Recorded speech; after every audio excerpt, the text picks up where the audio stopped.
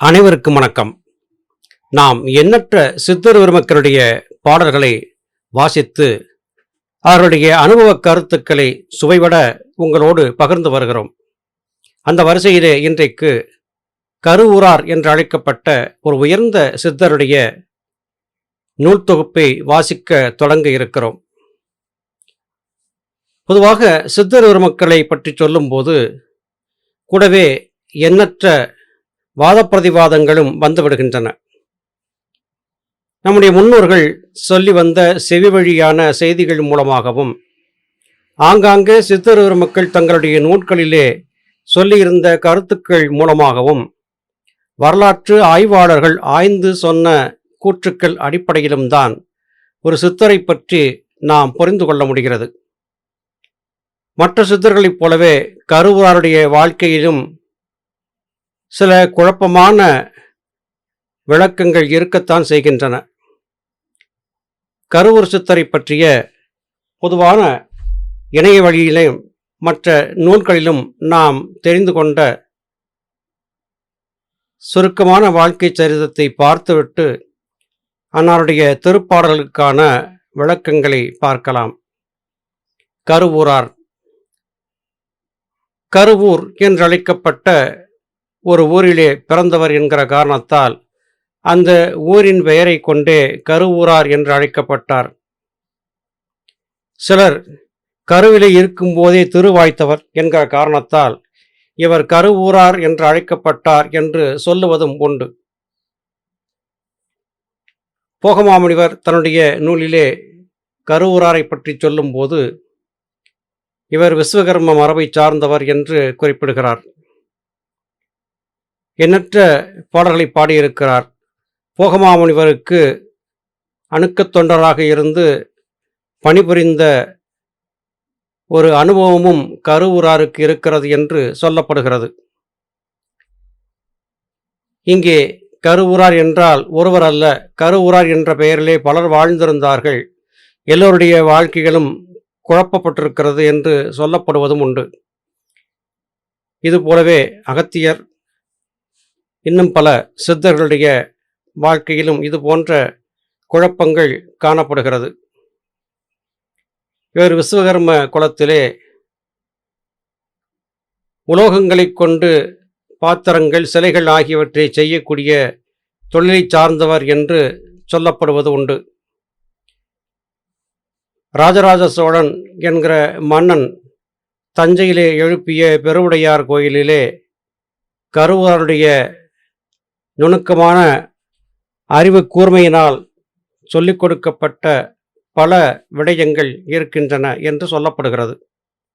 இன்றளவும் தஞ்சை பெரிய கோயில் மிகப்பெரிய பெயரை பெற்று நிமிர்ந்து நிற்பதற்கு சித்தர் கருவூராருடைய உதவி குறிப்பிடத்தக்கதாக இருந்திருக்கிறது என்று சொல்லப்படுவதும் உண்டு. இவருடைய உண்மையான பெயர் என்ன என்று யாருக்கும் தெரியவில்லை என்றும் குறிப்பிடப்படுகிறது. சில நூல்களிலே இவர் அந்தணர் குலத்திலே தோன்றியவர் என்று சொல்லப்படுவதும் உண்டு. வேத ஆகம கலைகளை எல்லாம் குறைவர கற்றுத் தேர்ந்தவர் என்றும்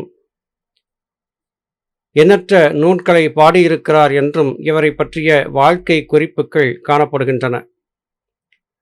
தென்பாண்டி நாடு என்று அழைக்கப்பட்ட திருநெல்வேலி மாவட்டத்திலே திருப்புடை மருதூர் என்ற ஊருக்கு சென்று இறைவனிடம் திருவடி தீட்சை பெற்றார். திருநெல்வேலி அடைந்து நெல்லையப்பர் சன்னதியில் நின்று நெல்லையப்பா என்று அழைக்க அப்போது பெருமான் இவரது பெருமையை பலரும் அறியும் பொருட்டு அமைதியாக இருக்க, இங்கே கடவுள் இல்லை போலிருக்கிறது என்று இவர் சினந்து கூற அந்த ஆலயம் பாழாக்கியது என்றும், பின்னர் அவ்வூர் மக்கள் நெல்லையப்பரை வேண்ட அப்பெருமான் கருவூர் தேவரை நெல்லையம்பதிக்கு அழைத்து வந்து காட்சியளித்து மீண்டும் அந்த ஆலயம் செழிப்புற்றது என்றும் ஒரு கதை சொல்லப்படுகிறது. கருவூர் தேவர் நெல்லையிலே இருந்து திருக்குற்றாலம் சென்று அங்கே சில காலம் தங்கியிருந்து அதன் பிறகு பொதிகை மலையிலே அகத்தியரை கண்டு அவரை அணுகி ஆசி பெற்று அவரிடம் உபதேசமும் பெற்றார் என்றும் சொல்லப்படுகிறது. முதலாம் ராஜராஜ சோழன் கிபி 915 மற்றும் 1014 என்கிற காலகட்டத்திலே ஆட்சி செய்திருந்த போது அந்த மன்னனுக்கு மிகப்பெரிய உந்து சக்தியாகவும் ஒரு குரு போன்ற நிலையிலே இருந்து பற்பல உதவிகளை செய்தவருமாக கருவூர் தேவர் என்று அழைக்கப்படக்கூடிய சித்தர் கருவூரார் அறியப்படுகிறார். கருவூர் தேவர் எழுதியதாக சொல்லப்படக்கூடிய பல நூல்கள் இருக்கின்றன.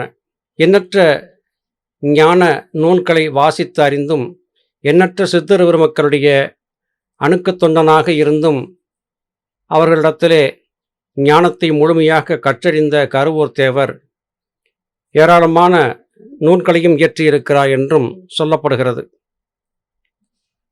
இவருடைய நூல்களிலே எல்லாம் பெரும்பாலும் மருத்துவம், மாந்திரிகம், மந்திர தந்திர யந்திரங்கள், ஆலயங்களிலே பிரதிஷ்டை செய்யக்கூடிய யந்திரங்கள் ஆகியவை குறிப்பாக காட்டிக் கொடுக்கப்பட்டிருக்கின்றன.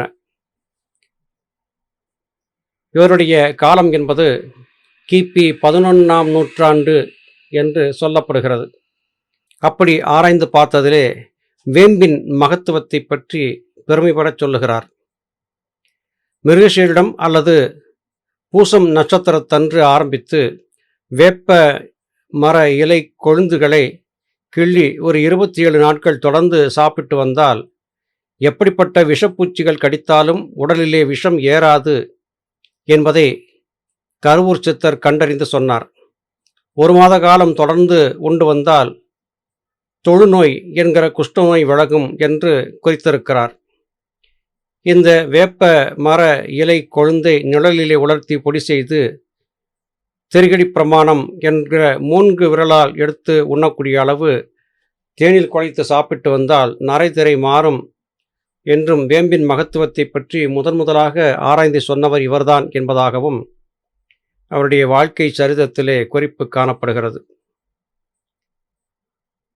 இவர் எழுதிய நூல்கள் வாதகாவியம், வைத்தியம், யோக ஞானம், பலதரட்டு, குறுநூல் சூத்திரம், பூரண ஞானம், மெய்ச்சுருக்கம், சிவஞான போதம், கற்பவிதி, முப்பு சூத்திரம், பூஜா விதி என்று பல நூல்கள் காணப்படுகின்றன. கருவூரார் தேவதச்சன் விஸ்வகர்மாவின் மகனான மயன் குலத்தில் பிறந்தவர் என்கிற காரணத்தால் கருவூராரின் தாய் தந்தை ஊராகச் சென்று ஆங்காங்கு உள்ள கோயில்களிலே விக்கிரகங்கள் செய்து கொடுத்து வாழ்க்கை நடத்தி வந்தார்கள். அதில் கிடைத்த வருவாய் கொண்டு அவர்கள் முனிவர்களுக்கும் சித்தர்களுக்கும் வேண்டிய பொருட்களை கொடுப்பதும் வழக்கம். சிறுவயது முதலே மானுட வாழ்வின் நிலையாமையை உணர்ந்தவர். வசியம், மோகனம், தம்பனம், உச்சாடனம், ஆக்ருடனம், வித்வேஷனம், வேதனம், மாரணம் என்கிற 8 விதமான தந்திரங்களை தெளிவாக அறிந்திருந்தார் கருவூர் சித்தர். தாமரை மணி மாலை அணிந்து புலித்தோளால் செய்யப்பட்ட ஆசனத்திலே ஆலமரப் பலகையின் மீது விரித்து அமர்ந்து தென்மேற்கு திசையிலே நமசிவாயம் எனும் தம்பனத்திற்குரிய மந்திரம் அந்த வயதிலேயே அவருக்கு வசியமாயிற்று. அறிந்த மந்திரம் யாவற்றையும் ஏழை எளிய மக்கள் குறைத்திருக்கவே கையாண்டு வந்தார். சிவாலயங்களிலே சிவலிங்கத்தை தங்கத்தால் உருவாக்குவதும் பாசுரம் பாடி பக்தி நெறி வளர்ப்பதுமாக ஊரெங்கும் அலைந்து திரிந்தார். சாதிகுலம் நீத்து சிவதல யாத்திரை செய்து திருவிசைப்பா பதிகங்கள் பாடி வந்தார்.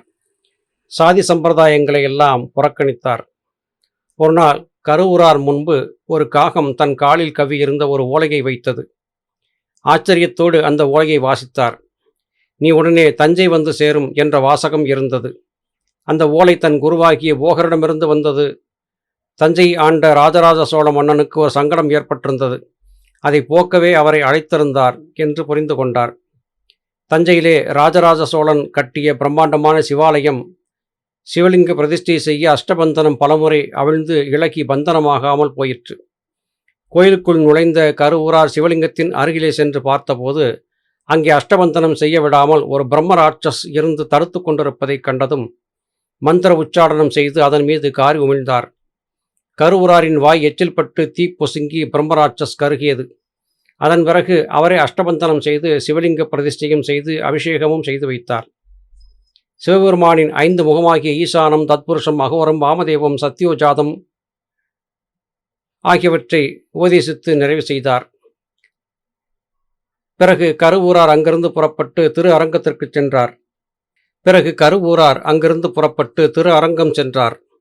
அந்த ஊரிலே இருந்த தாசி ஒருத்தி இவருடைய தேஜஸையும் அழகையும் கண்டு ஆனந்தம் கொண்டு அவரை தனது இல்லத்திற்கு அழைத்து உபசரித்தாள். சிறிது காலம் அந்த தாசியின் பராமரிப்பிலேயே சித்தர் தங்கியும் இருந்தார். அந்த தாசியின் பெயர் கோமளவள்ளி என்று சொல்லப்படுகிறது. ஒரு சமயம் மிகச்சிறந்த சிவய நம என்ற மந்திரத்தை கருவூரார் உச்சரித்தார். கோமளவள்ளியிடம் தான் இங்கிருந்து பிரிய வேண்டிய நேரம் வந்துவிட்டது என்று சொல்லி அங்கிருந்து கிளம்பினார். அது மாத்திரமல்லாது நீ எப்போது நினைத்தாலும் நான் வருவேன் என்ற வாக்குறுதியையும் தந்து சென்றார். திரு அரங்கனை தரிசித்து பெருமாள் தனக்களித்த இரத்தன பதக்கத்தை அன்பளிப்பாக கோமளவள்ளிக்கு அன்பு பரிசாக அளித்துவிட்டு அவ்விடம் விட்டு அகன்றார். தாசி கோமளவள்ளி ஒரு நாள் அந்த இரத்தன பதக்கத்தை போட்டுக்கொண்டு வெளியே வர கோயில் அதிகாரிகள் அவளை கைது செய்தார்கள். இந்த பதக்கம் உனக்கு எப்படி கிடைத்தது என்று கேட்க, எனக்கு ஒரு சித்தர் கொடுத்தார் என்றாள். பெண்ணே, நீ சொல்வது பொய். இது பெருமானுடைய இரத்தன பதக்கம். யாரும் அறியா வண்ணம் நீ திருடியிருக்கிறாய் என்று திருட்டு பட்டம் சுமத்தினார்கள். சித்தர் பெருமானே, இது என்ன சோதனை என்று நினைத்த மாத்திரத்திலேயே கருவூரார் அங்கு தோற்றம் கொடுத்தார். அதிகாரிகள், உனக்கு இந்த இரத்தன பதக்கம் எப்படி கிடைத்தது என்று கோயில் அதிகாரி கேட்க, அதை பெருமாளிடமே கேட்டுக்கொள்ளுங்கள் என்று கூறி ஆகாயத்தை காட்ட பெருமாள் தரிசனம் தந்து, நாமே அந்த இரத்தன பதக்கத்தை கருவூராருக்கு தந்தோம் என்று கூறி மறைந்தார். பல புண்ணிய தலங்கள் வணங்கி அங்கிருந்து சென்று கஜேந்திர மோட்சம் எனும் தலத்தை அடைந்து அங்கிருந்த முன்றீசர் காளியை அழைக்க அவர் தரிசனம் தந்து என்ன வேண்டும் என்று கேட்க, மது வேண்டும் என்று கேட்கவே காளி மதுக்குடம் அளித்தாள். மீண்டும் காளியிடம் மீனும் வேண்டும் என்று கேட்டார். காளி தமது கோட்டவாசிகளிடம் மீன் கேட்க அவர்கள் எங்கு தேடி மீன் அகப்படவில்லை. கருவூரார் அருகிலிருந்த வன்னி மரத்தை நோக்க அம்மரம் மீன் மாறி பொழிந்தது. பிறகு அவ்வூரை விட்டு அகன்று விஷ்ணு ஆலயத்தை அடைந்து அங்குள்ள பெருமாளை கூவி அழைத்தார். பெருமாள் வராமல் இருக்கவே அக்கோயில் பூசைகள் எல்லாம் இல்லாமல் இருக்க கடவது என்று சாபமிட்டு சென்று திருக்குற்றாலத்தை அடைந்து சிவதரிசனம் செய்து திருவிசைப்பா பாடி பொதிகையில் எழுந்தளிருந்தார். திருக்குற்றாலத்தை அடைந்து சிவதரிசனம் செய்து திருவிசைப்பா பாடி பொதிகையில் இருந்த காலத்திலே சிறந்த சிவபக்தராக இருந்த சோழ மன்னன் ஒருவனுக்கு ஒரு சங்கடம் ஏற்பட்டது. அந்த சோழ மன்னன் கனவிலே ஒரு நாள் நடராஜர் தரிசனம் கிடைத்தது. அந்த நாளிலிருந்து கனவில் தரிசனம் கண்ட நடராஜரை போன்றதொரு சிலையை பொன்னால் செய்து தர வேண்டும் என்று சிற்பிகளை வரவழைத்து ஒரு தூலம் பொன்னை நிறுத்தி கொடுத்தார். ஏனோ தெரியவில்லை, சிலை செய்யும் பணியிலே சிக்கல் ஒன்று முளைத்து கொண்டே இருந்தது. பொன் வார்ப்பு நிலைத்து நிற்காமல் இருந்தது. அதை பார்த்து வேதனை கொண்ட சிற்பி இறைவனிடத்திலே வேண்டி நின்றார். நீங்கள் என்ன செய்வீர்களோ தெரியாது, நான் சொன்ன கெடு தேதிக்குள் நடராஜர் சிலை தயாரித்திருக்க வேண்டும் என்று மன்னன் கோபமாக கட்டளையிட்டான். இந்த நிலையிலே சிற்பிகள் மனம் நடுங்கி புலம்பிக் கொண்டிருந்த போது அங்கே கருவூர் சித்தர் வந்து சேர்ந்தார். ஏன் இப்படி நெஞ்சம் பதைபதைத்து நிற்கிறீர்கள்? உங்கள் கலக்கத்தை நான் போக்குகிறேன். நீங்கள் எல்லோரும் சற்று வெளியே இருங்கள் என்று கூறி சிலையை நான் வார்த்து தருகிறேன் என்று கருவூரார் சொன்னதும் யாவரும் வெளியே சென்றனர். கருவூரார் பொன்னை உருக்கி அதில் ஒரு துளி செந்துரத்தை போட்டார். பிறகு அதனை அச்சில் வார்த்தார். அச்சிலிருந்து வார்த்தெடுக்கப்பட்ட நடராஜர் சிலையை கண்டு எல்லோரும் வியப்படைந்தார்கள். சோழ மன்னன் செய்தி அறிந்து ஓடோடி வந்து பார்த்தான்.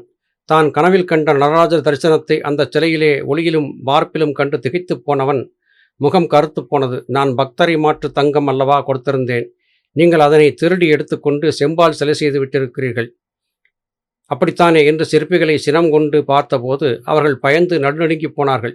அரசே, இந்த சிலையை செய்தது நாங்கள் இல்லை, இதோ கருவூர் சித்தர் தான் செய்தார் என்று அவரை சுட்டிக்காட்டினார்கள். அப்படியானால் அந்த கருவூராரை சிறையிலே தள்ளுங்கள் என்று சோழ மன்னன் ஆணையிட்டு சிறையிலே தள்ளினான். திருமூலர் சோழ மன்னன் செய்த அபாண்ட செயலை கேள்வியுற்று அங்கு வந்து சேர்ந்தார். கருவூரார் பெருஞ்சித்தர், உனக்கு தங்கத்தின் மீது உள்ள இச்சையால் அவர் மீது வீண்பழி சுமத்திவிட்டாய். நீ கொடுத்த எடைக்கு சமமாக வெள்ளியை கொண்டு வந்து உருக்கு என்று திருமூலர் கூறியதும் மன்னன் அவ்வாறே செய்தான். அப்போது உருக்கிய வெள்ளி மீது ஒரு துளி செந்தூரத்தை தூவ பத்தரை மாட்டு தங்கமாக மாறியது. அப்போது உருக்கிய வெள்ளி மீது ஒரு துளி செந்தூரத்தை தூவி தங்கமாக மாற்றி காட்டி, மன்னா, நீ ஆசை என்ற பெரிய மாயையிலே வாழ்கிறாய். ஆசை போய்விட்டால் உண்மையான பரவழியை உணர்ந்து கொள்வாய்.